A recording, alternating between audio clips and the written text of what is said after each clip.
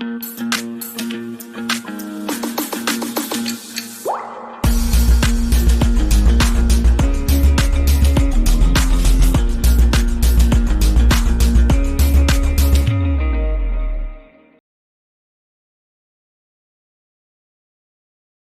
de adolescencia.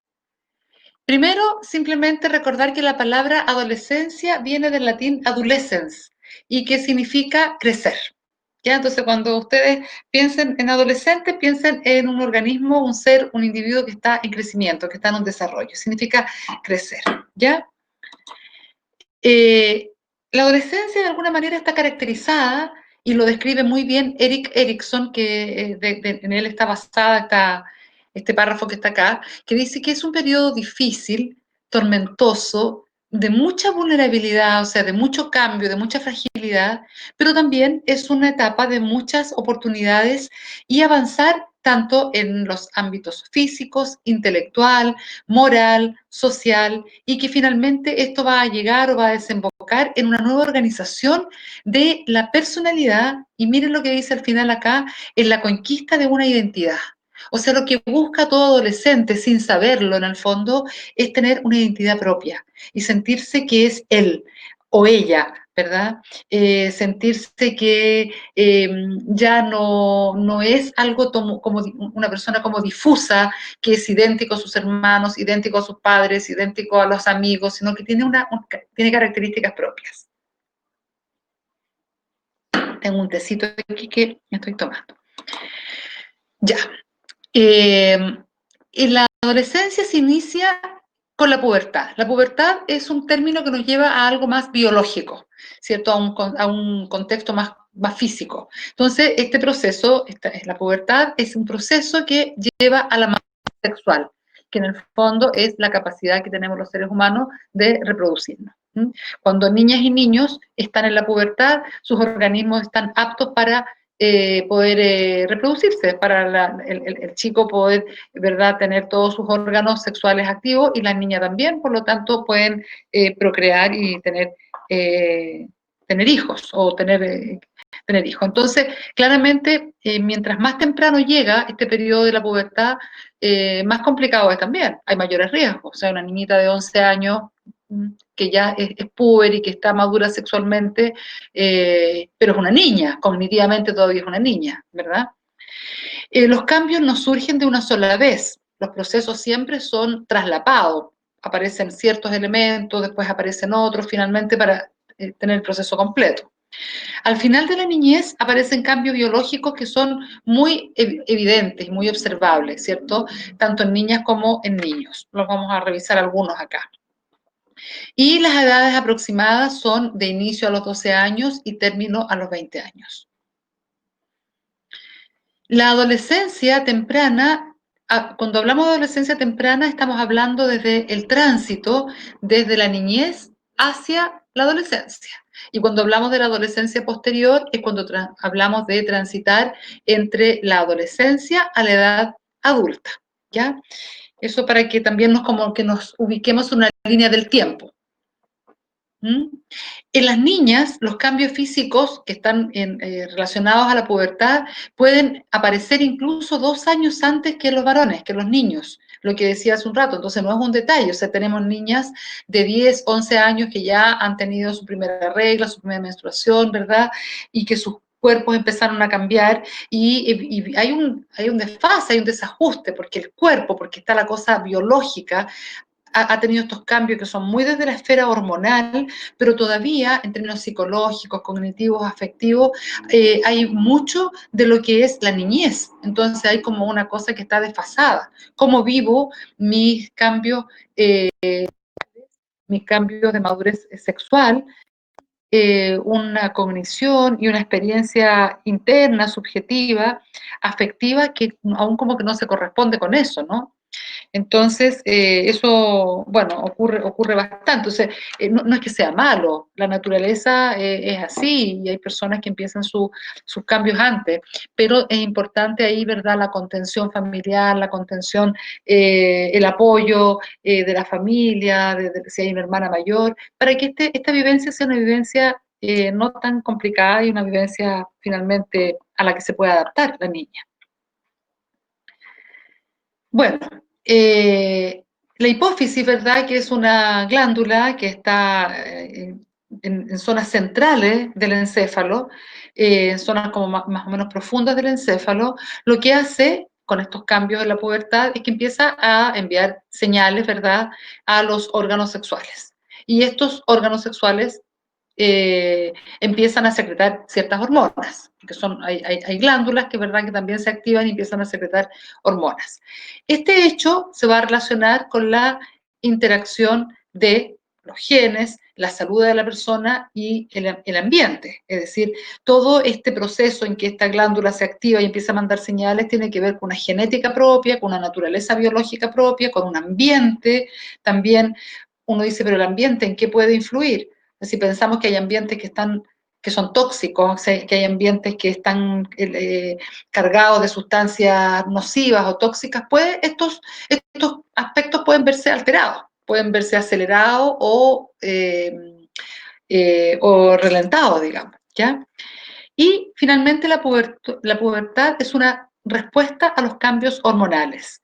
En las niñas, los ovarios empiezan a producir, ¿verdad?, gran cantidad de estrógenos. En los niños, lo que aparece es una producción importante de andrógenos, especialmente de testosterona. Entonces, estos cambios que son internos, que nosotros no los vemos, no vemos que la persona tiene más testosterona o más estrógeno, sí empezamos a ver los cambios externos. Esto trae de la mano cambios externos, ¿verdad? Y podemos decir que tanto en hombres como en mujeres se da que hay el mismo tipo de hormonas. Sin embargo, en hombres hay una mayor cantidad de andrógenos y en las mujeres hay una mayor cantidad de estrógenos. No es que los hombres no produzcan estrógenos, lo que pasa es que es una cantidad menor, mucho menor, y viceversa con las niñas también, ¿ya? Y por supuesto estos cambios tienen un impacto también en el aspecto emocional. Es decir, claramente cuando llega la pubertad hay cambios emocionales. Me imagino, tengo la impresión de que, por lo que he visto algunas imágenes ahí, ¿verdad? Ustedes son un grupo muy joven, todos. Por lo tanto, probablemente muchos de ustedes estén muy cercanos a la adolescencia, aún. Eh, que todavía, o capaz que algunos incluso puedan ser aún adolescentes, que estén en este rango de los 20 años, 21 años, y los otros están muy cercanos. Por lo tanto, tienen muy fresca en la memoria los cambios que ustedes vivieron cuando empezó a aparecer este cambio puberal, digamos, la pubertad, esta maduración física y este cambio también en lo emocional, en lo afectivo, en el comportamiento. ¿Ya? Aquí por decir que hay, ¿verdad?, algunas cosas que yo menciono, acá dice los cambios sexuales primarios, estos son los primarios, en el fondo son los que nosotros no vemos, que son los cambios que tenemos las mujeres en nuestros ovarios, útero, vagina, que empiezan a adoptar una estructura, un tamaño ya de adulto, en los hombres, a su vez, en testículos, próstata, vesículas seminales, etcétera. Estos órganos crecen, maduran y están aptos, como yo decía al inicio, para la procreación. ¿Mm? Pero también hay cambios sexuales secundarios, que son los que nosotros los tenemos más a la mano porque son los observables, ¿cierto? Entonces las mujeres, el crecimiento de los senos, cambios en la piel, aparece, qué sé yo, prurito, espinilla, hay cambios en la voz. En los hombres hay también un cambio en la estructura corporal, hay como un ensanchamiento de hombros, aparece vello corporal y también hay cambios en la piel y en la voz. Estos son por nombrar algunos, porque hay más. En la mujer hay ensanchamiento de cadera, ¿verdad? Hay otros cambios también. ¿Mm? Entonces, estos son los secundarios porque son los observables y los primarios son los que se dan al interior de nuestro organismo. Pero, como decíamos, el cambio en la adolescencia va más allá, bastante más allá de solamente los cambios físicos, sino que tenemos cambios también o aspectos psicológicos de los que nos tengamos que preocupar. Entonces, quiere decir que hay aspectos psicológicos en relación a cuando esta maduración es más temprana, como decíamos en el caso de las niñas, o es más tardía, que puede ser también tardía y temprana en ambos, por supuesto. O sea, las niñas también pueden tener una maduración tardía. Y con tardía me refiero a que pasa un poco de esta edad de los 12, los 13 años y que podamos tener esta maduración a los 16, a los 15 años y claramente eso trae consecuencias también, ¿cierto? Por ejemplo, dice, los jóvenes están en la búsqueda de encontrar un yo fuerte, ¿ya? Eso es como una premisa interna. Quieren ser muy parecidos a sus amigos o a sus amigas. Y una madurez temprana o tardía puede influir, ya sea positiva o negativamente en este proceso. Porque una niña que tiene su mejor amiga, con la que ha ido a la par en todas las cosas, están en el mismo curso, le han gustado las mismas cosas, etcétera, de pronto una se empieza a escapar y empieza su proceso de madurez sexual, ¿verdad? Biológica, y la otra se empieza a quedar.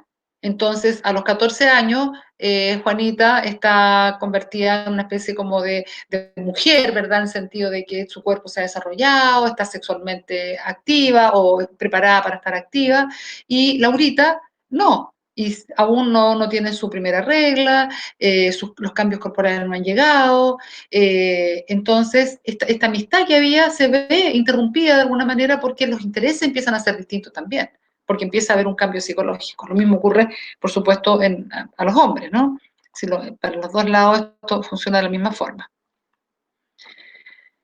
Bueno, y por supuesto, llegado estos cambios físicos que hemos estado mencionando, empieza también una preocupación por el aspecto físico, porque como hay un cambio, empiezan a haber preocupaciones desde lo más externo a lo más interno. Entonces, este es uno de los que más preocupa a los adolescentes.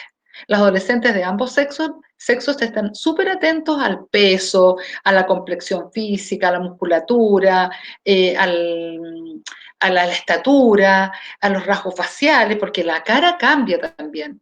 Se empieza a dejar esta cara de niño o de niña que se tenía y se empieza a tener un rostro distinto, más anguloso, se desarrolla más el hueso de la mandíbula, aparecen, qué sé yo, otros molares que no habían salido, entonces también como que cambia el tamaño de la arcada dental, y eso significa que hay un cambio estructural. Y la salud está muy relacionada con aspectos socioculturales, socioeconómicos y, por supuesto, con la edad de inicio del consumo de tabaco, de drogas, de alcohol, de vida sexual activa y de la imagen corporal. Porque efectivamente, al tener este cambio tan importante en lo físico, los chicos y las chicas sienten que ya están preparados para todo. Entonces, en el fondo, como están estos cambios psicológicos paralelos al cambio físico, empieza también empieza la relación, empiezan a abrir las relaciones interpersonales. Y por supuesto, en esta apertura de las relaciones interpersonales, este niño o niña que era como súper protegido en la casa o que estaba cuidado en la casa, de pronto sale más, se junta con las amigas, se queda hasta tarde, se queda con los amigos, aparece la cajetilla de cigarros, pueden aparecer el consumo de sustancias a muy temprana edad, ¿verdad? Entonces, por supuesto que el tema de la salud es un tema que también va aparejado con este desarrollo.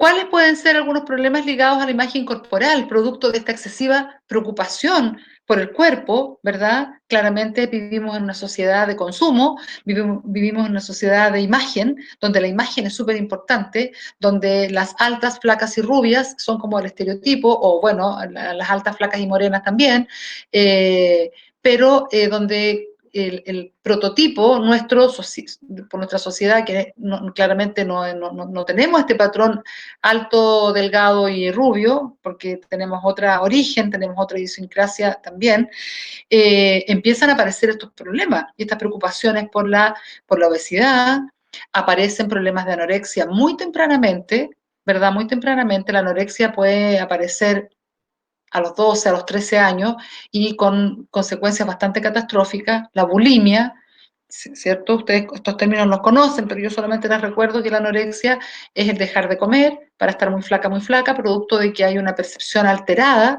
de la propia corporalidad y las chicas o los chicos se sienten gordos cuando no lo son. Entonces empiezan estas dietas súper estrictas que finalmente los pueden llevar a la muerte. Y la bulimia es también trastorno alimentario que tiene que ver con comer, pero después expulsar el alimento a través de vómitos o de laxantes, etcétera, ¿verdad? Entonces, el daño que se producen es como bien importante. Y aquí hay unas imágenes nomás que son para ponerlas nomás porque todos las hemos visto alguna vez en reportajes y cosas, pero le quise poner porque hay poco información sobre hombres anoréxicos y la verdad es que los hombres también sufren de anorexia. Están un poco más solapados, están un poco más larvados, los hombres como que queda un poco más oculto. En cambio, claramente las mujeres son víctimas más frecuentemente de estos cuadros. Bueno, pero después de haber hablado en esta introducción de los cambios físicos que tienen que ver con estos cambios hormonales, que está, obviamente, tiene un sustrato más biológico, me interesa, al igual que en la charla pasada, que vayamos a revisar los cambios cognitivos en la adolescencia. Y cuando decimos cognitivo y pensamos en Piaget, tenemos que pensar que esto va de la mano, aparejado también de los cambios emocionales y los cambios en el comportamiento. ¿Mm? Entonces, vamos a revisar aquí. Acuérdense que lo último que vimos nosotros en las etapas del pensamiento concreto de Piaget, teníamos a los niños y a las niñas que estaban muy apegados a la realidad, a lo concreto. Es decir, no hay mucha capacidad de hipotetizar todavía en la etapa de las operaciones concretas. Las cosas son en el aquí y en el ahora, ¿verdad? Si es que, no sé, las cosas tienen que ser muy observables. Como la palabra lo dice, concreto, ¿verdad? Hay un pensamiento concreto. En el fondo que si a mí me dicen, lloverá mañana, el niño de pensamiento concreto piensa en mañana sábado 23 de mayo. ¿Mm? Y a lo mejor, cuando yo digo lloverá mañana, es una mirada más larga. Que yo digo lloverá mañana, es decir, lloverá sábado, puede que sea, me esté refiriendo al domingo, me esté refiriendo al lunes, un mañana como con una característica de futuro, no de mañana sábado. ¿Mm? Entonces, pensamiento concreto hace alusión a eso, al aquí y a la hora. Entonces, vamos a ver lo que pasa en la adolescencia. Primero, Piaget la llama la etapa de las operaciones formales o también etapa del pensamiento abstracto. Y para Piaget y para muchos estudiosos, ¿verdad? Esta etapa, la etapa de las operaciones formales o el estadio de las operaciones formales, es el nivel más elevado del desarrollo psicológico. Acuérdense, chiquillos y chiquillas, que las etapas del desarrollo se van sucediendo unas a otras y la idea es que esto vaya en un proceso ascendente, ¿cierto? Donde el individuo, el niño o la niña va ganando en esta riqueza cognitiva, afectiva, que va sumando en la etapa anterior. Y que no es al revés, las personas no vamos de esta etapa hacia atrás, vamos siempre desde la sensoriomotora a la formal, pasando por pensamiento mágico y operaciones concretas. Y valga recordar que si alguien que ya logró esta etapa de las operaciones formales, de pronto la vemos y que tiene un pensamiento concreto o está en un pensamiento mágico, es porque algo ha pasado, porque ha habido un desequilibrio y ha ido para atrás en las etapas, en una involución y no en una evolución.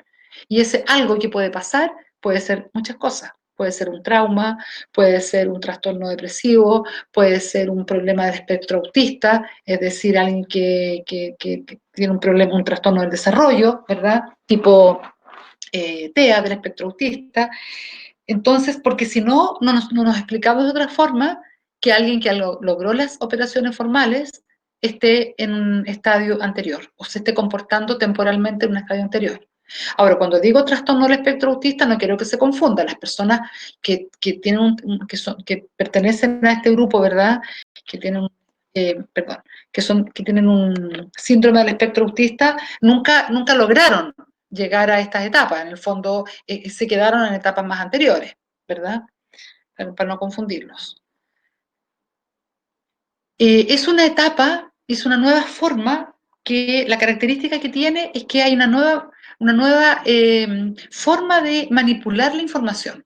La información que la niña va recibiendo en este conocimiento que tiene con el mundo a diario, en las relaciones interpersonales, en los estudios académicos, en las relaciones familiares, etcétera, esa información la va a manipular de una manera distinta que la manipulaba en la etapa inmediatamente anterior de las operaciones concretas, por ejemplo. Empiezan a desaparecer los límites del aquí y el ahora que impone las operaciones concretas y que para un niño entre 7 y 12 años está perfecto, ¿cierto? Claro que sí, pero ahora ese límite se levanta y empieza a desaparecer.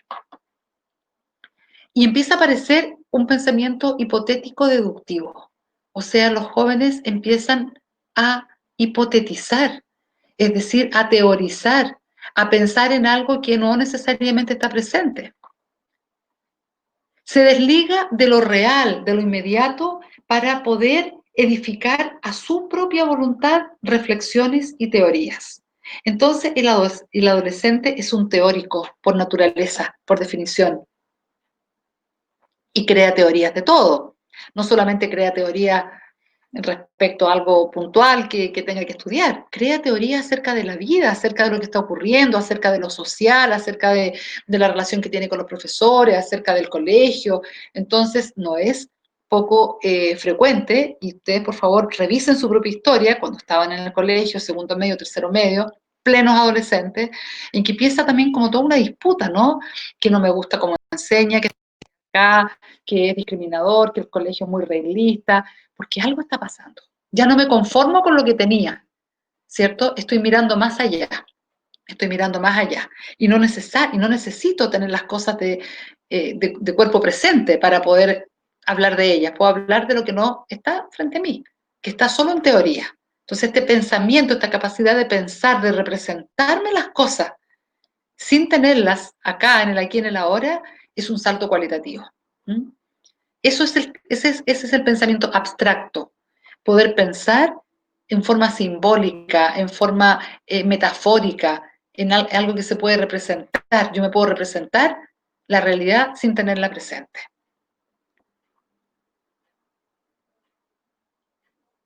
Bueno, siguiendo un poco con la misma idea, ¿verdad? Los adolescentes entonces trascienden el mundo de lo concreto y se abren al mundo de las ideas, de los valores, de las teorías. El cambio hacia el pensamiento abstracto se manifiesta también emocionalmente, porque ya no me conformo con lo que ya tenía, no me conformo con las explicaciones que todo el mundo me daba, tengo mis propias explicaciones. Y además me junto con mi amiga, con mi amigo, que tenemos más o menos la misma idea, tenemos el mismo cerebro, la misma forma de funcionamiento cerebral, cognitivo, por lo tanto pensamos de una manera distinta a la que pensábamos antes y a lo que piensan los otros.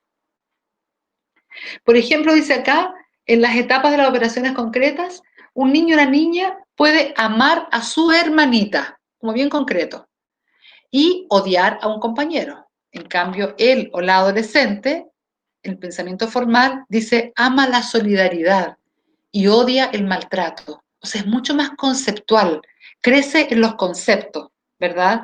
Entonces, por ejemplo, las visitas muchas veces se hace que el colegio, como parte de sus actividades, es visitar a, por ejemplo, hogares de ancianos. Entonces, los niños, más que amar a cada viejito o viejita con el que se encontraron en ese hogar, aman ese sentimiento de solidaridad que les despertó o de ayuda. Y al revés, y tienen un desprecio por el maltrato que esos mismos ancianos, por ejemplo, podrían estar recibiendo. ¿Ya? Bueno, se guían por grandes ideales, comienzan a participar en actividades grupales de todo tipo, debate político, moral, social, etcétera. Entonces, insisto en esto de estar haciendo como este recuerdo personal de decir, a lo mejor ustedes, y si no ustedes directamente, a lo mejor una amiga, una compañera, un compañero, de pronto empezó a participar en el centro de alumnos, empezó a, qué sé yo, a poner pegatinas en el colegio, o quiso ir a la marcha que había en la Alameda, o se abrió un debate acerca de, qué sé yo, de la pobreza, acerca del aborto, hay una mirada más crítica respecto a la sociedad, que algo que no existía antes. El niño no estaba cognitivamente preparado para poder hacer eso, ahora lo puede hacer. Puede debatir, puede hacer debate, puede argumentar. Bien, aparece confrontación con los padres y familiares, o sea, obvio, pues, imagínense todo lo que está pasando, ¿verdad?, por la cabeza, por las emociones, ¿verdad?, también que esto le provoca, entonces claramente empieza a haber una especie de una cosa más confrontacional con la autoridad en general, porque los padres de alguna manera son vistos como la autoridad con los familiares directos, con los profesores.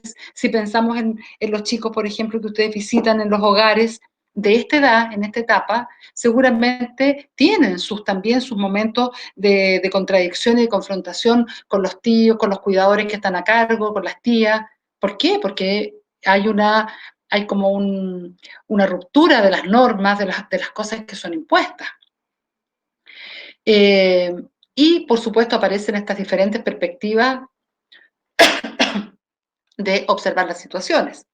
Aparece nuevamente en esta etapa un grado importante de centración. Acuérdense que hablamos que Piaget hablaba de ser egocentrado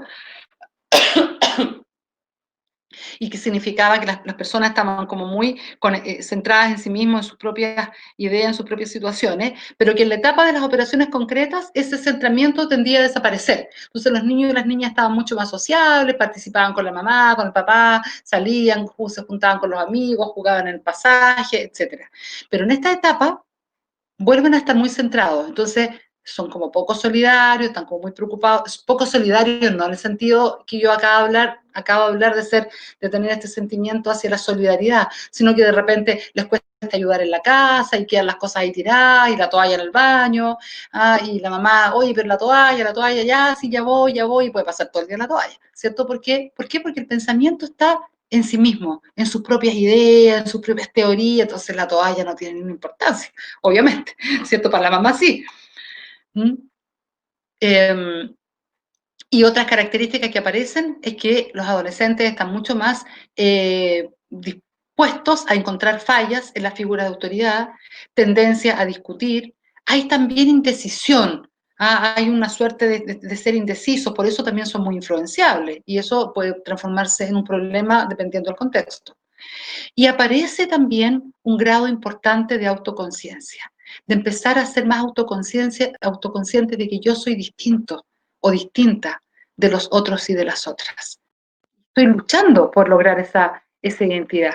Todo esto, chiquillos y chiquillas, todo esto está dentro de un camino que lo nombré al inicio, ¿verdad?, de poder lograr la identidad propia, de ser yo distinto de los otros y no ser un clon o una copia de mis padres, de mis hermanos, de mis primos, de mis amigos, sino que poder ser yo distinta. ¿Mm?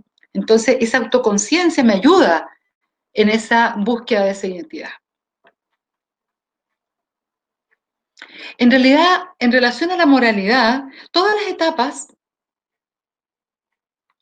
las etapas del desarrollo van acompañadas de un desarrollo también de la moralidad, de lo moral.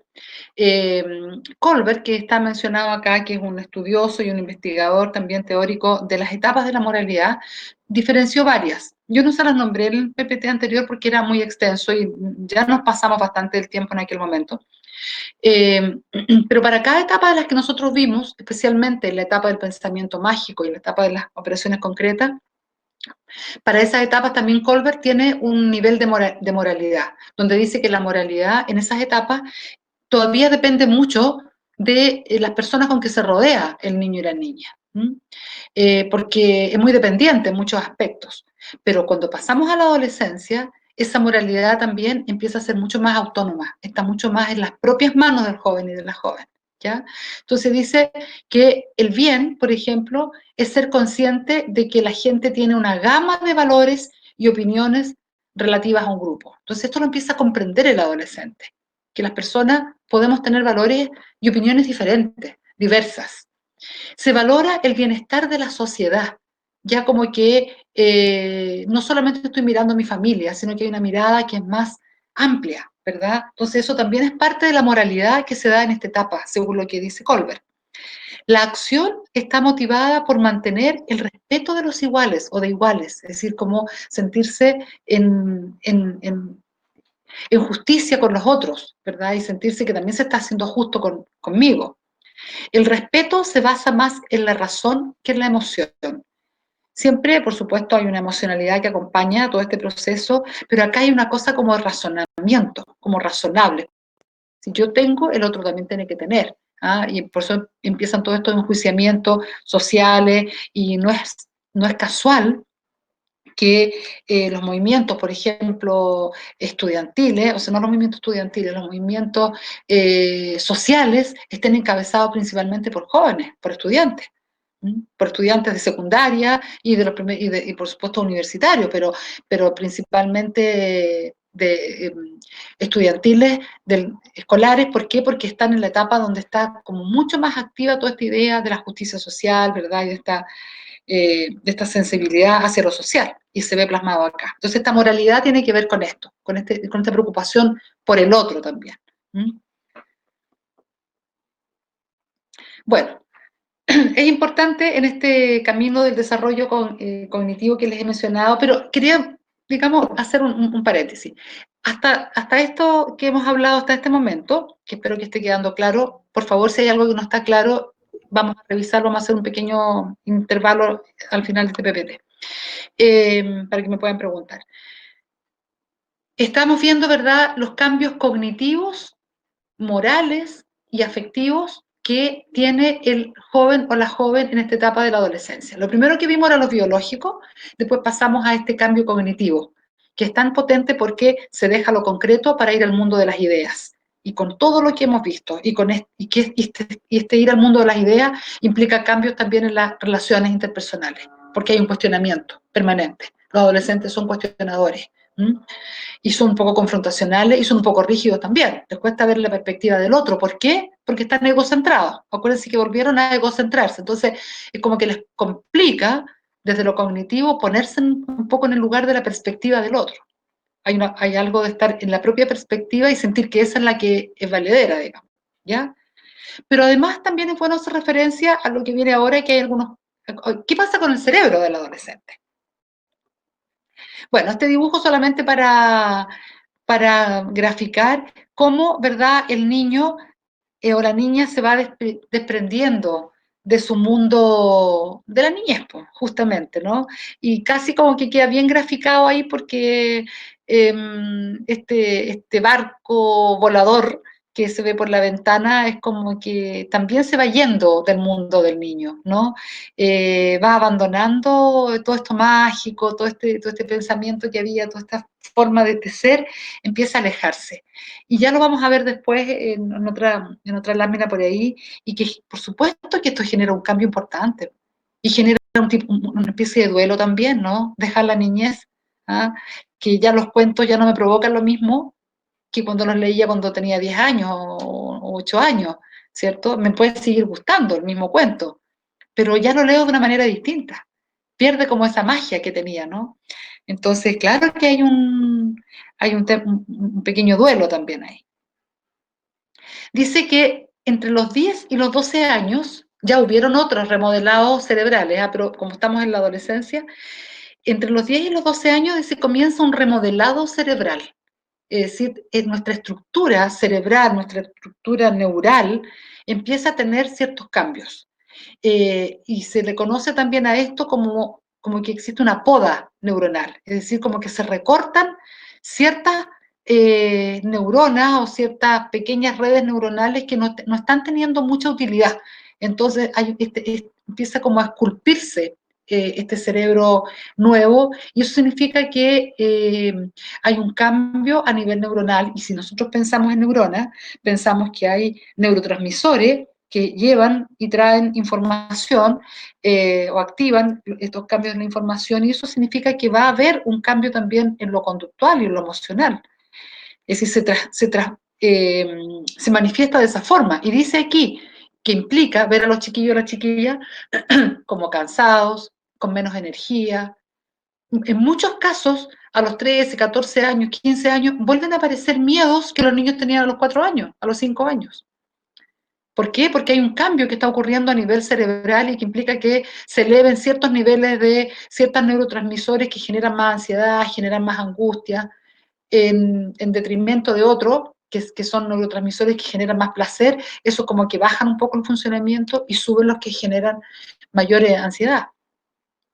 Alrededor de los 13 años, los niños y las niñas salen de esta especie de modorra que estaba teniendo unos meses antes, y nuevamente empiezan a activarse y empiezan a interesarse por el mundo puertas afuera, por el mundo que está fuera de lo que era mi lugar habitual, que era mi casa, ¿no?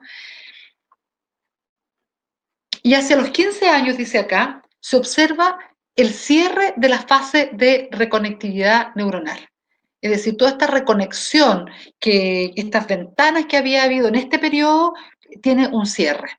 Después va a haber otro, como alrededor de los 18 años hay otro remodelado y se abre como una ventana nuevamente, también con su respectivo cierre, pero acá, como a los 15 años, se cierra como esta ventana que se había abierto. Cuentan con un nuevo cerebro al servicio de los desafíos sociales. Ya hemos hablado de eso, ¿verdad? Estas ideas prosociales. Y hacia los 17 años, y ahí está, hay una nueva poda neuronal seguida nuevamente de una reconectividad que vuelve a estabilizar el mundo mental y emocional del adolescente.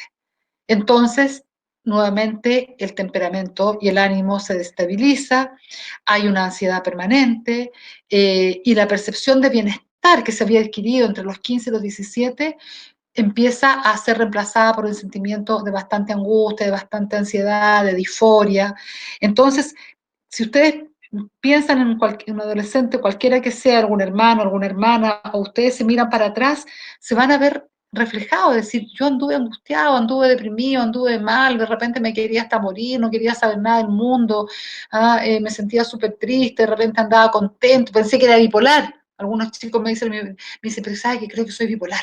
Porque a veces amanezco súper contento y en la mañana y a las 2 de la tarde estoy súper deprimido, estoy súper angustiado, no quiero nada, me quiero ir a acostar. ¿Ya? Entonces, es parte de lo que ocurre, es parte de lo que ocurre, pero se vive con mucha angustia, porque además es algo desconocido. Entonces, ¿por qué es tan importante la contención que se les pueda brindar a estos chicos y a estas chicas? ¿Ya? Porque tenemos que reforzarlos en que esto es algo que es parte de su desarrollo, es algo que va a ir pasando, que es importante cuando se sientan así tan disfóricos, tan angustiados, tengan alguna actividad para realizar, que escuchen, que hagan deporte, que hagan algo entretenido, porque claramente se vive con mucha ansiedad y se vive con mucho temor también este cambio, si estoy como contento y de repente a las 2 horas estoy mal, estoy triste, ¿ah? Y estoy melancólico, y estoy nostálgico, y lloro, y pongo una música y esa música me hace llorar.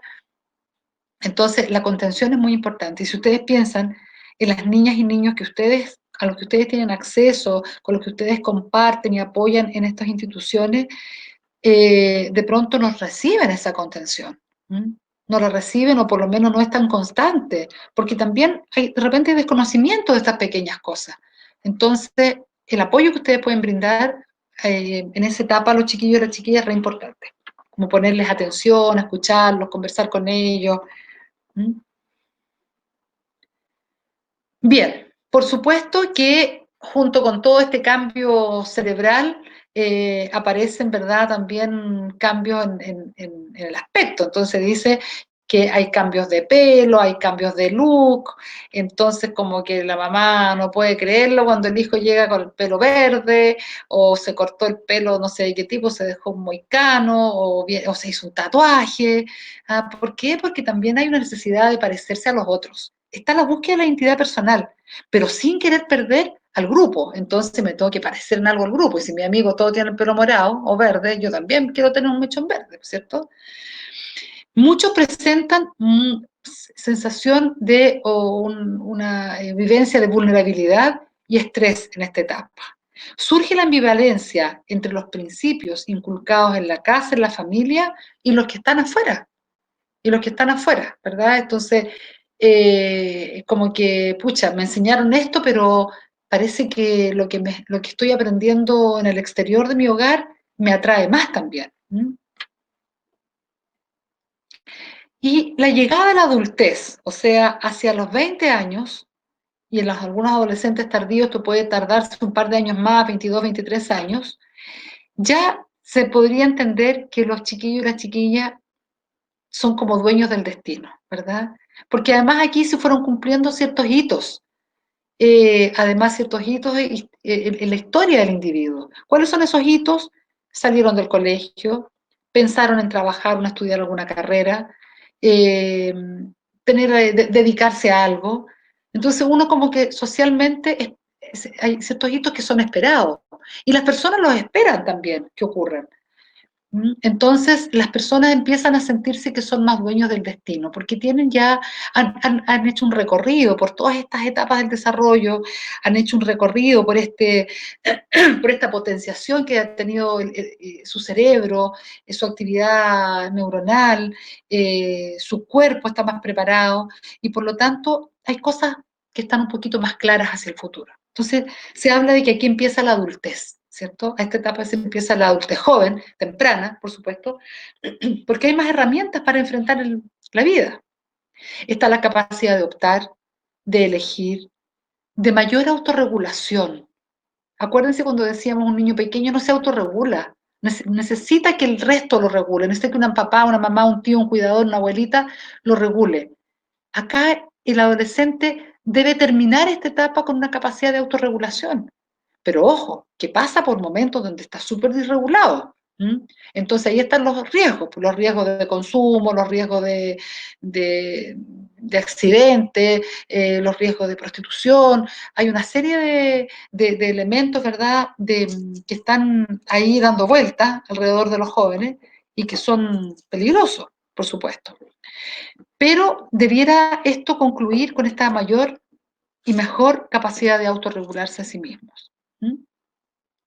Y por supuesto, todo esto indica que el organismo en su conjunto está mejor preparado y mucho más preparado para enfrentar las demandas ambientales, que son muchas, ustedes lo han vivido, ¿verdad? Demandas, tienes que estudiar, tienes que trabajar, si fuiste mamá o papá súper joven, tienes que hacerte cargo de tu guagua, es decir, hay demandas ambientales súper poderosas que sin haber transitado por este recorrido que ya hemos mencionado, y sin haber logrado estos hitos, no se está preparado para responder a las demandas ambientales. Entonces uno debiera pensar cuánta gente, cuántos chicos y chicas tienen un proceso súper tórpido. Este proceso desde la infancia hasta la adolescencia está súper alterado, está súper interferido por una serie de cosas. Por lo tanto, está muy expuesto.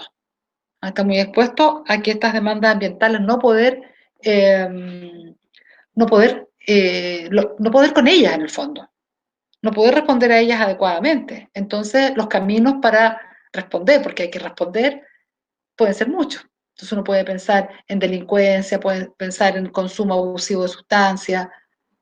¿Mm? Bien. Los duelos de la adolescencia, se los mencioné hace un rato atrás, duelo por la pérdida de la niñez. Eso es así, es un hecho, los niños la pasan mal, a veces unos más conscientes, otros menos conscientemente, de ir dejando, perdiendo ese barco que se iba ahí en el dibujo, ¿verdad? Y que hay que dejarlo ir, que hay que soltarlo de alguna manera. Duelo por la pérdida del cuerpo, de ese cuerpo que no había que preocuparse, de ese cuerpo que era un cuerpo que trepaba árboles, que jugaba, que corría y que ahora hay que preocuparse de otras cosas, que no sé qué, que la moda, que la cuestión, que delgado, que gordo, ¿ya? Entonces hay un duelo también allí. Y duelo por la pérdida de la contención. Y esto es súper importante, chiquillos. ¿Saben por qué? Porque por ahí de repente los padres o las personas que están cuidando a adolescentes piensan que como ya son adolescentes, que van a fiestas, que se fuman su cigarrito, que tienen sus amistades, que etcétera, ya no requieren ser contenidos, no requieren ser abrigados emocionalmente y se los deja un poquito a su suerte. Entonces, esa pérdida por esa contención, por ese apoyo, por ese regaloneo, por esa preocupación, por ese acercarse, como que no está. Entonces, el joven y la joven también lo vive como un duelo. Y muchos de los niños con los que ustedes trabajan, digamos, por ahí todos tienen esa falta de contención, ¿ah? O muchos de ellos. Algunos ni siquiera lo viven como un duelo porque nunca lo han tenido, sencillamente. ¿Mm? Ya, me parece que por aquí estamos llegando. No, todavía me queda acá. Pensé que acá, ya.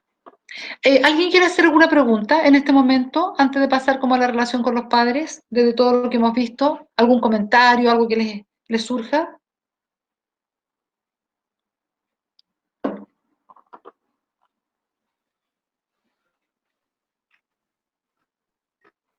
¿No? ¿Todo bien? ¿Seguimos?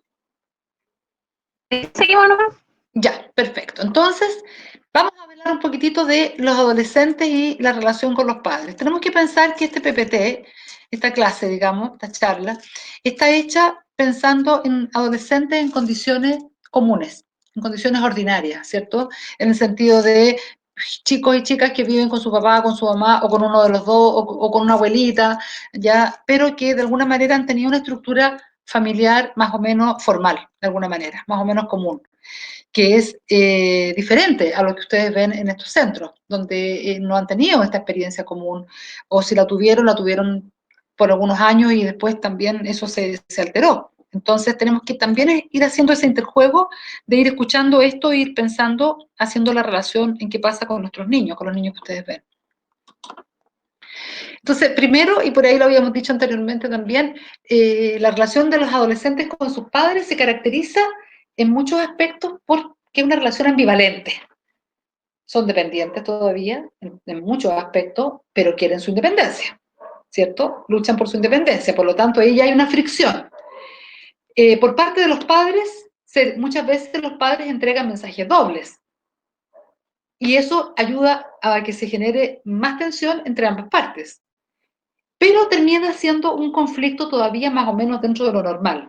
¿Por qué esto de los mensajes dobles? Porque el papá le dice, bueno, ya, sí, sí, ya anda, te doy permiso, pero en el fondo no le quiere dar permiso. ¿Ah? ¿A qué hora vas a llegar? Ya, no, si es que es muy tarde.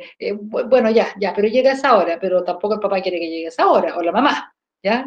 Eh, Oye, y así, podríamos dar miles de ejemplos, que ustedes seguro que tienen montones de ejemplos a la mano también, ¿ya?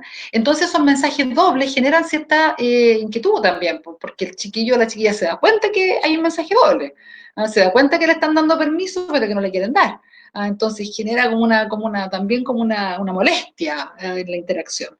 Pero podríamos decir que está dentro de lo que es un conflicto más o menos normal y que uno espera que se supere y que esto no genere un tema de agresión, de confrontación excesiva.